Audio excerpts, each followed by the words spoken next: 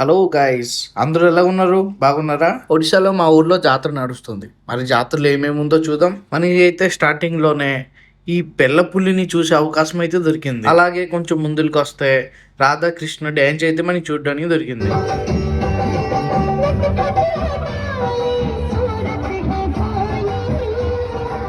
అమ్మ బాబోయ్, ఎంత భయంకరంగా ఉందో. ఇంకేంటి, ఇక్కడి నుంచి జాతరకి అయితే వెళ్ళిపోయాను. జాతరలో మొదక కువకి వెళ్ళాను. దీనమ్మ ఇక్కడి నుంచి చూస్తుంటే ఏం ఫీల్ ఉందో, సూపర్ గా ఉంది వ్యూ. ఫైనలీ మనోడైతే బైక్ వేసుకుని వచ్చేసాడండి. దీనమ్మ ఏం స్కిల్ చూపిస్తున్నాడో. నాకైతే కంద వచ్చి పెయిన్ తగిలిపోయింది.